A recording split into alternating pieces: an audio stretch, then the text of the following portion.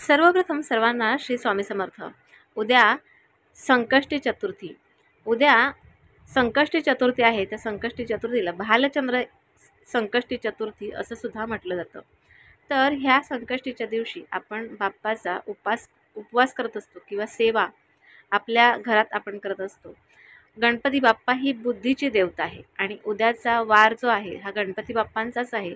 बुधवार हा गणपती बाप्पांना समर्पित असा वार आहे आणि बुद्धीची देवता ही गणपती बाप्पा आहे। आणि आपल्या मुलांना जर का रोजच्या रोज किंवा प्रत्येक बुधवारी जर का अथर्व शिष्य म्हणायला लावलं तर असं म्हटलं जातं की मुलांना जास्तीत जास्त बुद्धी येते, म्हणजे मुलं खूप हुशार होतात प्रत्येक परीक्षेत किंवा प्रत्येक त्यांना कामात यश हे लवकरात लवकर मिळतं।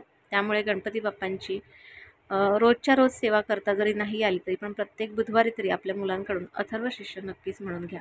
आता उद्याचा दिवस हा खूप महत्त्वाचा आहे। उद्या भालचंद्र एक संकष्टी आहे, त्यामुळे आपल्याला उद्या आपल्या घरात गणपती बाप्पांना नक्कीच 11 वेळा पाणी, 11 वेळा दूध, 11 वेळा पुन्हा पाणी असं करून गणपती बाप्पांचा अभिषेक करायचा आहे। ओम गण गणपते नमः या मंत्राचा जप करत तुम्हाला हा अभिषेक घालायचा आहे।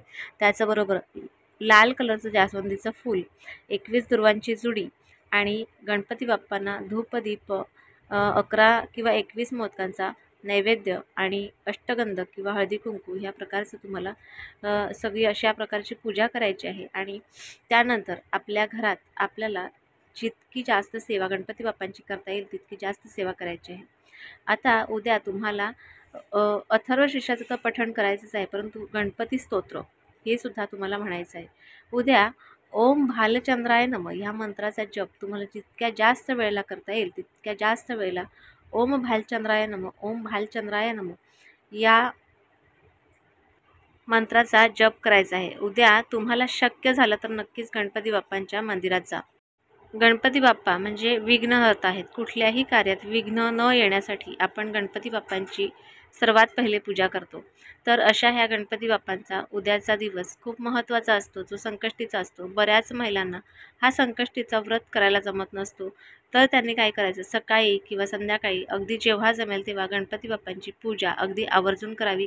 गणपती बाप्पांची आरती ह्या दिवशी तुम्हाला करायचीच आहे। असं तर रोजच्या रोज गणपती बाप्पांची आपण पूजा करतो, परंतु उद्याचा दिवस हा विशेष दिवस असतो, जो संकष्टीचा दिवस असतो। त्यामुळे आपल्यावर येणारे जे पण कुठले संकट आहेत ते दूर करण्याचं काम हे गणपती बाप्पा करत असतात आणि त्यांची सेवा करण्याचं काम हे आपलं आहे। त्यामुळे उद्याच्या दिवशी संकष्टीच्या दिवशी आपण गणपती बाप्पांची सेवा करायची आहे। ज्या घरात रोजच्या रोज अथर्व शीर्ष किंवा गणपती स्तोत्र रोजच्या रोज पठण केलं जातं त्या घरात कधीही संकट येत नाही। संकट येत असतील त्याची चाहूल आपल्याला आधीच लागते आणि त्याच्यातून आपण आधीच आपली काहीतरी वेगळी सोय करतो किंवा आपली मनस्थिती चांगली राहते। गणपती बाप्पा हे सर्व संकटातून आपल्याला मोकळे करत असतात। आपल्यावर आलेले संकट हे दूर करत असतात। त्यामुळे रोजच्या रोज ह्या विधी, प्रातविधी सकाळच्या म्हणजे ज्या आपण गणपती बाप्पांच्या ज्या पण कुठल्या पूजा विधी करत असतो त्या रोजच्या रोज केल्या तर बघा आपल्या जीवनात एक आपल्याला हवे तसे बदल घडून येताना दिसत असतात। गणपती बाप्पा आपल्या घरावर सुख, शांती, समृद्धी हे सर्व काही आपल्याला प्रदान करत असतात। गणपती बाप्पांची सेवा लहान मुलांपासून अगदी मोठ्यांपर्यंत सर्वांनी घरात नक्की करा। गणपती बाप्पांची सेवा केल्याने आपल्या घरात जे पण काय कुठले संकट येत असतील हे दूर होतात।